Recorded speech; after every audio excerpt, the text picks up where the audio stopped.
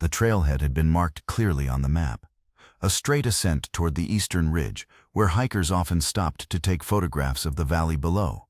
But when Eric and his friends finally pushed through the last of the pine trees and expected to find the familiar overlook, what stretched before them was nothing but a sheer drop into fog, a chasm so deep the bottom was swallowed in shadow, and the ridge itself, the one printed on every map and guidebook, was gone as though it had never existed.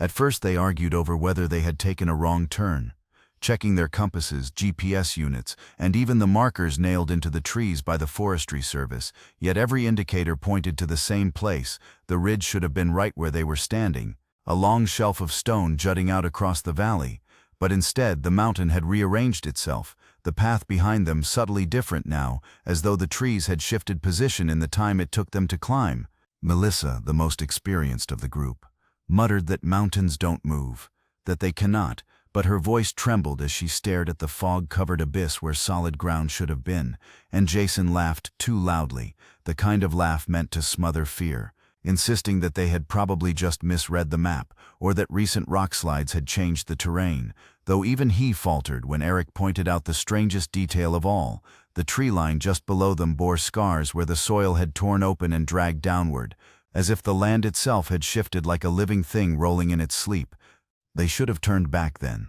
But the missing ridge became an obsession, a mystery they refused to leave unsolved. And when night began to fall and the fog thickened, Eric swore he saw the silhouette of stone leaning, not crumbling but bending ever so slightly, as if the entire side of the mountain had taken a breath. His friends dismissed it as fatigue, but his eyes remained fixed on the dark outline against the fading sky, and he thought he saw the ridge they were looking for far away to the left, in a place no map had ever marked, waiting as if it had walked there while they weren't looking. The following morning brought no clarity, only deeper unease, because when the group broke camp and continued their climb, the mountain seemed to change with every turn, the paths never quite matching the map, the tree line shifting like it had been replanted overnight. And though Melissa tried to convince them it was only exhaustion or poor navigation, Eric noticed how her hand gripped her pack straps tighter every time the forest grew too quiet.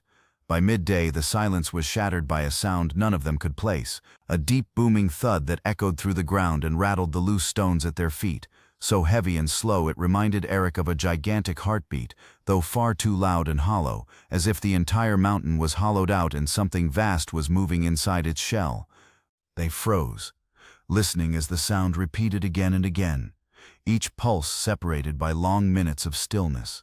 until finally the ground gave a faint shiver beneath their boots, just enough to tilt a few pebbles downhill, and Jason swore he felt the soil shift like sand sliding over glass. They pressed on warily, skirting a ridgeline that dipped into a narrow ravine, and when the sound returned it was joined by something stranger, a faint metallic ring that seemed to reverberate through the air like the echo of a bell buried far below them. Daniel raised his phone to record it, but the screen flickered with static and went black, leaving him staring at his reflection until the device powered off completely, and when he muttered a curse the others realized every compass needle was now spinning slowly in circles, refusing to point north. Night fell faster than they expected, the sky bruising into purple while the mountain's shadows seemed to stretch unnaturally long, and once again the booming came, louder than before, shaking the trees until their branches creaked. Eric thought he saw the ridge tilt in the distance, the entire slope bowing forward as if it were leaning closer, and though he tried to convince himself it was the play of light on the fog, he could not ignore the way the ground under his tent trembled in shallow waves, the mountain breathing in its sleep, waiting for the moment to stir. The following day began with a thin mist curling low across the trail, clinging to the trees and muting every sound so that even their own voices seemed swallowed before they could carry. And after hours of climbing through the haze, the group stumbled upon a campsite that looked as though it had been abandoned in great haste. The tents collapsed and torn, sleeping bags scattered half buried in mud, and cooking pots still blackened with soot from a fire that had long since died. Jason crouched to examine a backpack lying open in the dirt, its contents spilled out in a fan of belongings, maps, a first aid kit, a water flask, all items too valuable to leave behind, yet not a trace of their owners remained. No footprints, no drag marks, not even bones. Daniel pointed toward the soil a few feet away where long furrows had been carved deep into the earth, lines that curved uphill toward the ridge in a way that suggested something enormous had scraped through the ground while pulling the campers with it. The soil split open like claw marks made by the mountain itself. The others tried to dismiss it as erosion, perhaps the work of landslides or heavy rains, but Eric noticed the strangeness of the marks, the precision with which they converged, like the trail of prey dragged into the shadows by something patient and deliberate, and when he said this aloud, silence fell heavier than the mist. Claire shivered, insisting they leave at once, but Melissa, whose stubbornness had carried them this far, argued that they needed proof of what had happened, that they could not simply turn back without understanding what force could make an entire group vanish. It was then that the radios crackled to life. Though none of them had switched theirs on, the static building into distorted fragments of speech that no one could recognize, a language that rose and fell in guttural tones, words bending in ways that scraped against the ear like metal dragged over stone. Jason twisted the knob desperately, but the voices only grew louder, filling the clearing as though the mountain itself had found a way to speak through their equipment. And with each syllable, the ground beneath them quivered faintly, pebbles sliding downhill in unison. Melissa turned pale as she realized the furrows did not end at the campsite at all, but continued upward into the mist, straight toward the hidden ridge, as if the mountain had claimed its victims and was waiting now for the next. They pressed on in silence,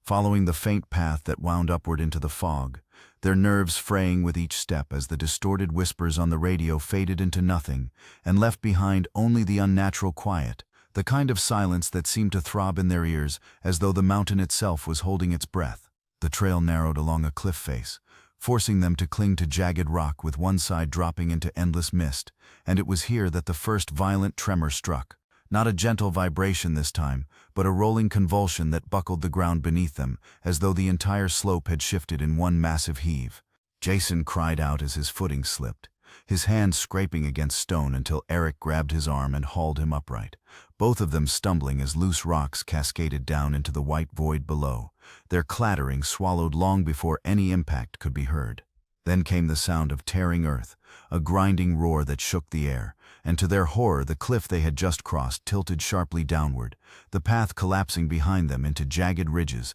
that looked nothing like what they had walked across only moments before. The land rearranged in a blink, as though the mountain had reshaped itself while they stood upon its skin. Melissa stared in disbelief at the fractured terrain, muttering that this was impossible, that mountains do not move like this, yet her words were drowned out by another convulsion that forced them all to their knees, the sky above vanishing as a wall of fog surged upward, and Eric realized with a cold certainty that they were no longer climbing toward the summit but being carried with it as the mountain shifted beneath them. The trees twisted unnaturally on the slope, their roots tearing free of the earth only to settle again at impossible angles, while boulders rolled uphill as though gravity itself had been rewritten. When the trembling subsided, the path ahead bore no resemblance to what they remembered. Where once the trail had curved gently toward a plateau, now it ended in a jagged staircase of stone leading higher into the mist, steps that looked as if they had been carved by some colossal hand, deliberate and ancient, waiting for them to climb. The jagged staircase rose higher into the fog, each step slick with moss and unnervingly symmetrical, as though the stone had not fractured by chance but had been shaped intentionally, and the hikers climbed in uneasy silence, their bodies aching, but their minds more disturbed by the thought that they were following a path designed for something far larger than themselves. At last, the mist thinned enough to reveal a broad plateau, and there at its center stood the half-buried remains of an ancient structure, a vast temple carved directly into the mountainside, its pillars tilted and broken but still carrying the weight of carvings so intricate and deep that the symbols seemed to writhe in the shifting light. Jason approached first, brushing dirt away from a wall with his sleeve, and revealed a mural so weathered yet so unmistakable that the others soon gathered close, lines of human figures kneeling before a colossal shape that towered above them, a shape that was not a mountain, but something with limbs hidden beneath slabs of stone, its head lost in clouds, its body covered in jagged ridges that looked all too familiar. Melissa muttered that the villagers who once lived here must have worshipped the mountain itself, offering sacrifices to keep it dormant, and though her voice trembled, she pointed toward the bottom of the carving where smaller human shapes were shown being drawn into fissures in the ground, their bodies disappearing into the belly of the great creature.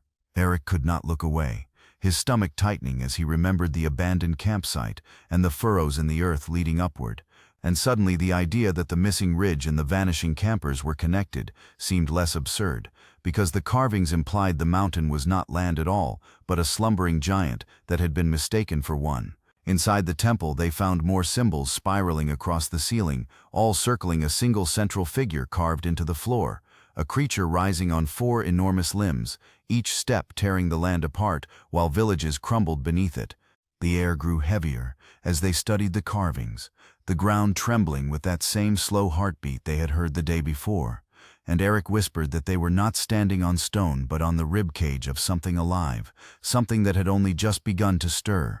The ground heaved beneath them with a violence far greater than any tremor they had felt before, the stone floor of the temple splitting apart as dust rained from the ceiling, and the ancient carvings shuddered like living things, their lines twisting in the shifting light, until it seemed as though the figures themselves were moving. Jason fell to his knees, clutching his ears as the deep booming heartbeat returned, now faster, now louder, pounding through their bones with such force that their teeth rattled and their vision swam, while Melissa screamed that it was waking, her voice snatched away by the rising roar of earth tearing itself apart. The plateau tilted sharply, hurling Daniel against a broken pillar as fissures ripped open across the ground, spilling glowing dust that pulsed in rhythm with the monstrous heartbeat. Eric staggered toward the edge just in time to see the valley far below collapsing inward, forests sinking into the abyss as boulders rolled uphill and then hung suspended for an instant before crashing down in impossible arcs, the laws of gravity collapsing as the land itself rose from slumber. Then came the moment they could never have prepared for. When the mountain lifted itself from the earth on colossal limbs, the ridges they had climbed revealed as nothing more than scales covering the back of something so vast that entire rivers slid from its sides like rainwater, its body rising higher and higher, until the sky itself seemed swallowed by its form. The hikers clung desperately to the temple ruins, but stone cracked beneath their grip, the ancient walls splitting apart as if they had always been temporary scaffolding built atop something alive. And Jason shouted that they had to jump, though there was nowhere left to leap except into the abyss yawning between the creature's shifting plates of stone. Claire's final scream was lost in the thunder as the colossal figure began to walk, each step shaking the land for miles, carving new valleys with its weight while the forest above snapped like twigs beneath a storm. Eric's last sight before the ground gave way beneath him was the mountain's head turning slowly, its ridges folding to reveal an eye vast and unblinking, a single amber light burning with an ancient hunger, staring down at the tiny humans clinging to its surface before crushing them into silence as it moved onward.